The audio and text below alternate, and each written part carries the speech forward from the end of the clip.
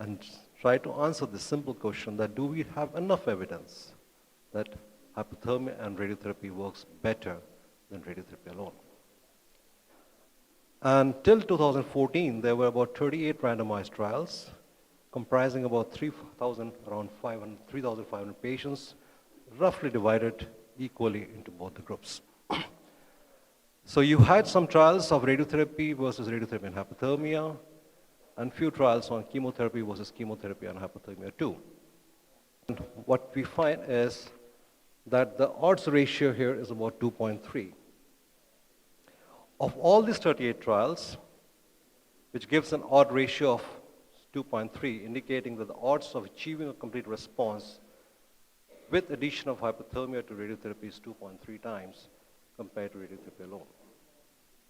So the first of which is the head and neck cancer, the locally advanced head and neck cancer, in which hypothermia and radiotherapy has been compared with radiotherapy alone. There were 6 final articles that we chose, 5 being on randomized trials and 1 non-randomized, comprising about 451 patients, 219 with hypothermia and radiotherapy, and 232 with radiotherapy alone. From 6 studies of 451 patients, the complete response with adding hypothermia was about 62% compared to with radiotherapy about 39%, indicating that the probability of achieving a complete response adding hypothermia increases by about 25% over radiotherapy alone.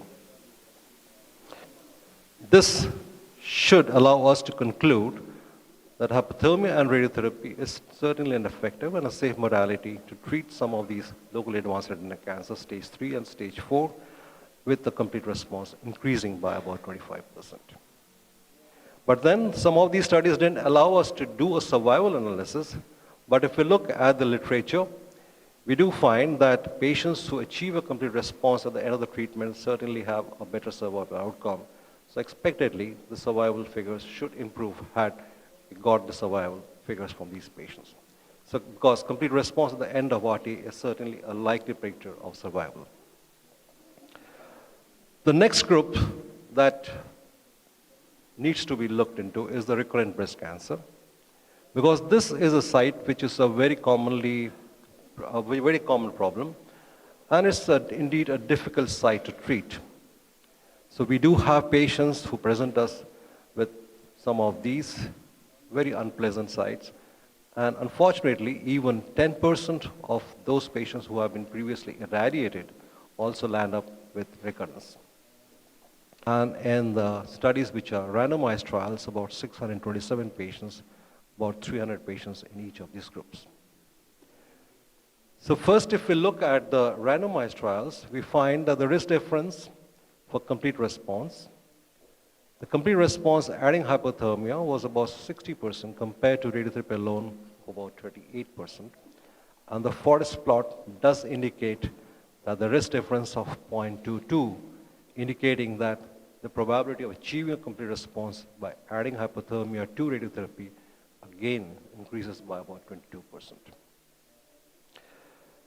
Because there were a lot of single-arm studies, about 26 of them, comprising about 1,483 patients, so it was also important for us to look at the event rate, and that's the forest plot for the event rate, and here again we find that the complete response by adding hypothermia was about 63.3%, which was again quite significant. There was about 780 patients who were re-irradiated with modest dose of radiation and a few sessions of hypothermia. And again, even with the small dose of radiation along with hypothermia, we find that the event rate was 64%, indicating that the complete response, even in these patients, was achieved in almost 2/3 of the patient, that is 66.6%.